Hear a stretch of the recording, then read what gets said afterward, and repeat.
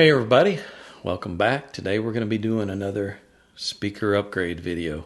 Before we get started though, I want to thank Don over in Australia for sending me this really nice t-shirt. Well, really, it's not even a t-shirt. It's a heavy fabric shirt. It's a nice shirt from Australia, and this is one of the Australian soccer teams over there.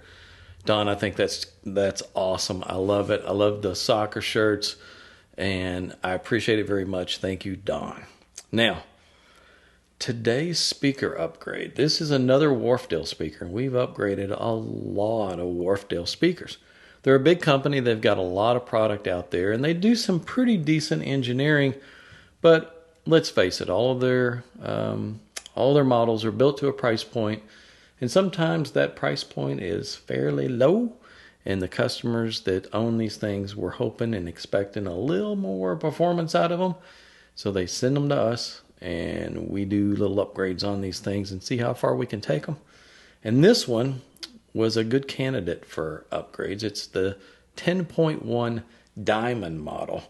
It's an inexpensively made little speaker. It's got a nice little woofer on it. I'm going to say about a 5.5-inch woofer and a tweeter.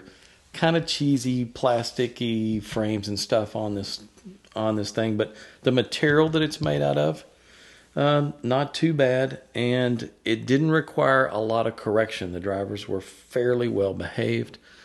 Crossover parts they're exactly what you would think. I mean, it's Cheese City on the inside. Even on the back, it's just cheap circuit, traces run from one to another. This is an iron core inductor on the woofer. These are all electrolytic caps, sandcast resistors. It's the binding posts on the back. They look fancy, and they've got dual binding posts, which people think, oh yeah, I can do bi-wiring or bi-amping. It's a selling feature to add additional cheesy binding posts on the back of a speaker. And funny thing, when playing these things, we noticed that these things buzzed. And when I say buzz, I mean buzzed. And not the kind of buzz you'd get when they're just a little bit loose and maybe they rattle a little bit.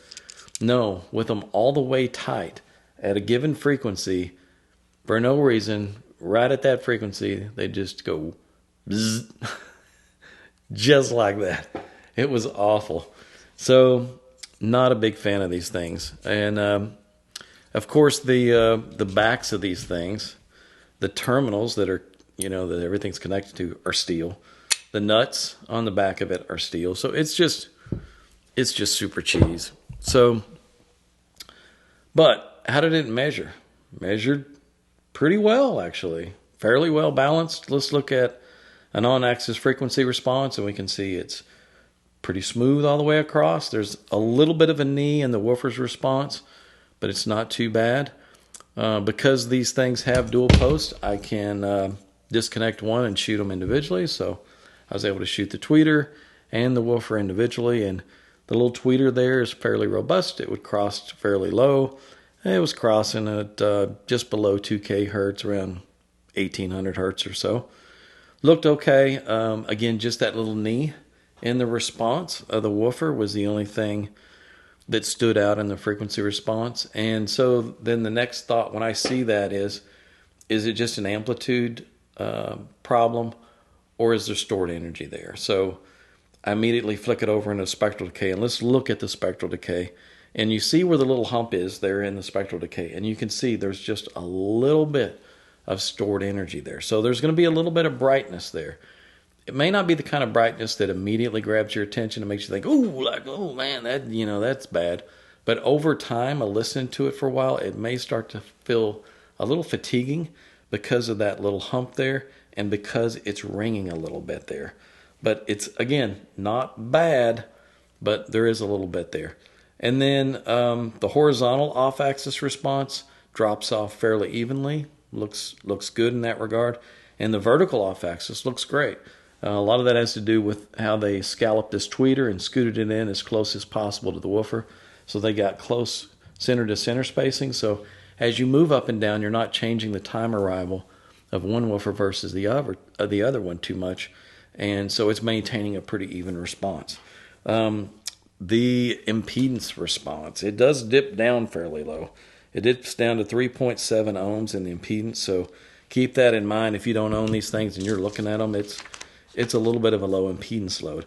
Grills on these things were fairly well made. They're thin. I like that because it doesn't cause a lot of edge diffraction, and they inset into these little screws that hold the drivers in. So, it is what it is. It's a pretty lightweight, inexpensively built speaker. It's got one brace running through it all the way around, and it's got a curved cabinet, and it looks nice.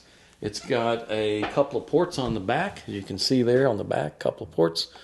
And there's also a set of tube connectors on this one. Now I'll get to that in a minute, and we'll talk about that. Let's look at what I was able to do with this thing. Looking at it originally, I felt like I'm not going to have to do too much to it. Let me see if I can get that little knee out of the woofer's response and just leave the rest as is. Like, don't change it too much. So that's pretty much what I did. So let's look at the new frequency response compared to the old frequency response. And so you can see where it wound up, and you can see I was able to get that little bit of a knee out of it and kind of recessed it just a little bit in that area.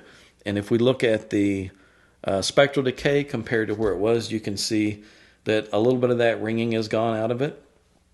And let's look at the crossover response versus the old crossover response, and you can see I crossed it just a little bit lower, but not much. I pretty much left the whole thing just as it was. So everything else looks pretty much the same. If we look at the horizontal off axis, drops off fairly evenly just like it did. We look at the vertical off axis, it maintains a good vertical response over a wide range. So all of that worked out really well. And the impedance is pretty close to where it was. We're still at 3.7 ohms, so I really didn't change much in that regard. So it wasn't like this thing had a major overhaul. It was a very minor change just in the woofer's response, and pulled that knee down out of it a little bit. It was still a low order filter. It's still basically a second order filter.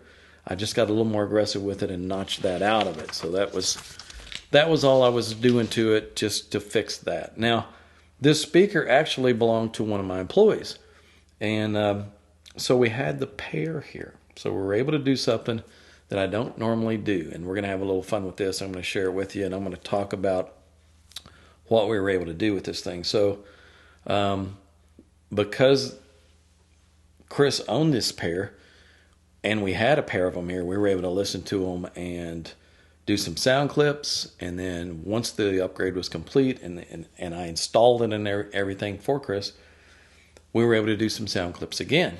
So that brought some interesting results. And let's go to that binding post on the back before we get into the sound clips that we did, and before we talk about that.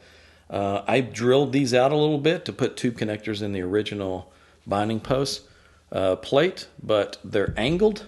So when I put the tube connectors in there like this, it stuck out so far on the back side that it wouldn't fit back in the hole. So I thought, okay, take those back out. That's not going to work. We can't modify this. So let's just 3D print a new one. So we just 3D printed a new plate, and then mounted the set of tube connectors right there on the back of it. So we went from a whole bunch of cheesy connections in the path to just one set of tube connectors right there on the back. That improved the signal transfer quite a bit and made it real easy. We just mount the new one on there and just plug it all right in. Easy upgrade. The whole thing was easy upgrade. The woofer circuit was all mounted on one little card and mounted to the front of the brace. And in the back here, on the back side of the brace, because it went right down the middle, I mounted the little tweeter circuit on a little piece of wood there and mounted it in the back. So they had to be little separate crossover boards just to fit in there, because there's not much room in there. But it worked out really well. Was simple to do. No problem at all. Now, let's talk about sound clips. And there's reasons we don't do a bunch of sound clips on all of these upgrades. I mean, for one, we just get in one speaker and we're looking at problems that are typically associated with the speaker, and we're just correcting problems. Like, we're just making it more accurate, and we're bringing up the parts quality usually a lot. So we're fixing phase issues, or we're fixing stored energy or ringing issues or amplitude problems. things that are very audible issues. And then again, we're putting higher quality parts in there, so we're improving detail and resolution levels, and we're maintaining a clarity within that region I call spatial cues. So when you listen to it, you hear a bigger sound stage, a more transparent, more layered, three-dimensional sound than you would from the factory. And that's exactly the thing that stands out when we do an upgrade on a little speaker like this. The higher quality parts going from this to big air core inductors like you see back here behind me, good quality caps from JB Polycap, and one little sonic cap in the tweeter circuit. It's an inexpensive upgrade. There's not very many parts there, but the quality of the parts went up by a lot. Now, when you listen to them and then you listen to them later after it's been upgraded and burned in, there's a big difference in soundstage, like size, depth, layering, where things are in the soundstage. I mean, there's a big difference from stock to where we are with the upgrade. I mean, the stock pair seems boxed in. The sound seems to come more from the box. It's not as deep and layered. It's more just between the speakers, versus after the upgrade, it's just immense, bigger, deeper, everything. It's a whole different presentation. And that's without changing the tonality of the speaker very much. I mean, the only thing we really did was just drop that knee out of it a little bit, which took away a little bit of brightness. So when we do the sound clips, what you don't get in the sound clips, and that's with any time you do sound clips, you're now hearing a copy of a copy. You're not hearing what we heard in the room. You're not hearing the imaging. You're not hearing the soundstage layering. You're not hearing all that transparent, layered, three-dimensional effect that we hear when we have it set up and the speakers are, 6-8 feet into the room, and we've got really high-end electronics on it and things like that, and we're really recreating something that we couldn't do with the way it was stock. With the way it was stock, it sounds flat. When you listen to the sound clips, you don't get any of that. Like, you only get about 10% or 20% of the upgrade when you listen to the sound clips. So I'm not a big fan of throwing out sound clips because it's really not showing what's really happening. It's not letting the customers hear what's really happening. But in this case, you can still hear a big difference, and you're going to hear differences in clarity and detail and resolution and things like that that are a lot different because these parts smear the signal. So when you play the sound clips, and they're going to be embedded in the YouTube video and compressed, which further takes away the differences that are present. And then we're going to have a link below where you can download the uncompressed files, and you can listen to them at a higher resolution level and get a better idea of the differences that you're going to hear between the upgrades. And in this upgrade, this is by far a minimal upgrade compared to what we do with a lot of other speakers. A lot of other speakers, we're like I mentioned before, we're fixing problems that are audible problems. And when you fix audible problems, you can hear it easily in the sound clips. Like recently, a customer created his own sound clips when he built out a pair of our Maggie 1.7i upgrades, and he had 2 pairs of speakers. So he was able to play the stock pair and then the pair that he just upgraded, and that's a considerable difference on that speaker. I mean, we balanced it out. We rolled the tweeter off a little more steeply so it was less stressed, and there's a lot going on there that changed the way the whole speaker sounded, and you can really hear it in the sound clips. This one we didn't change much, so don't expect like this huge night and day difference. You're only going to hear part of it in the sound clips. If you listen closely, you'll hear a difference in decay. Now, the decay structure is like at the trailing edges of a note. You'll hear it actually sound quieter. Like you'll hear less smearing between notes and a much cleaner decay structure, but you'll actually hear the decay of the instruments and not the decay caused by the cheap parts that are smearing everything together. So you can hear that in the sound clips, and you can hear in the vocal region how much cleaner the vocal is. Especially across the top end, the detail levels are notably cleaner, and that's just going from a cheap part to a higher quality part.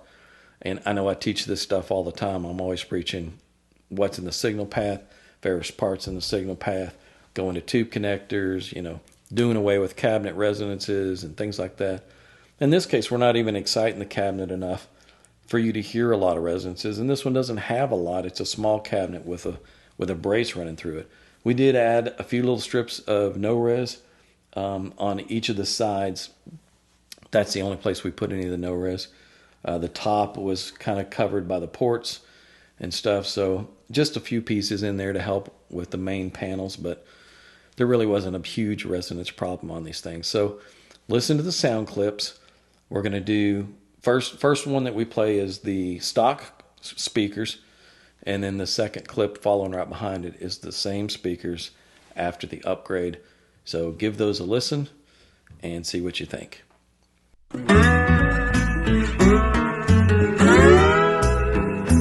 Engineer, where are you headed?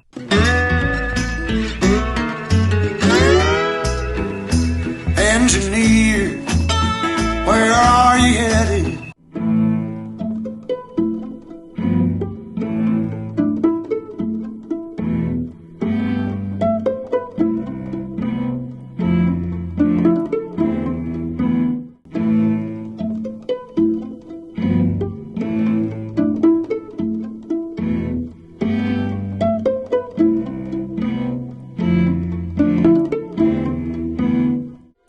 No hubiera pensado que yo me iba a enamorar, jamás no quería saber nada más, nunca más.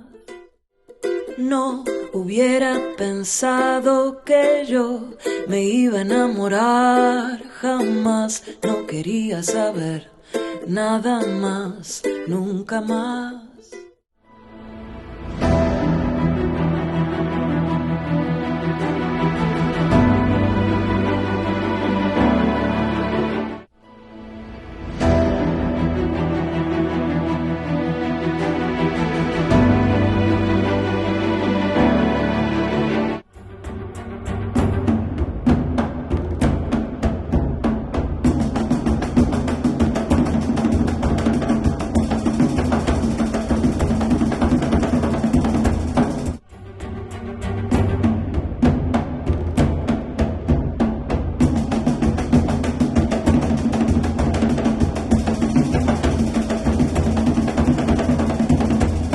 All right. Now that you've had a little fun with the sound clips, I hope you enjoyed that and got a little flavor of what's going on when we do the upgrade. Know that in most cases, when we do a lot of these upgrades, it is a lot bigger. Again, this one, we didn't really change as much. So we didn't correct for, amplitude issues, like some speakers we see. Tweeters that are 3 or 4 dB louder than the rest of the speaker clips. And then there's speakers where we have phase issues and things going on. And there's a whole bunch of problems that I'm usually having to address. This didn't have any. Wharfdale did a pretty good job. They just built it to a price point. I can't really knock them for the quality of what they're doing. What they did was great, and throwing it out there for no money, you have to use this garbage on the inside. So it's a fun upgrade. It's an easy upgrade, and you don't have to spend much to do it. And I like doing these because when you guys actually try the upgrade and you build it out yourself, it gets you into the DIY market and lets you try doing this stuff. And then you usually come back to us when you want to do one of our kits or you want to do additional upgrades. It's kind of a way of earning your trust. It's a tiny little bit of our business. It's like, like I've said before, just 10% of what we do is upgrades, but you guys love upgrade videos, and there you go. There's you another one. So I hope you enjoyed it. If you have any questions, post them in the thread below, and please hit the subscribe button and the like button and all that stuff so our video gets a little more pumped up and more people see it. And thank you very much for watching our videos. See you guys in the next one.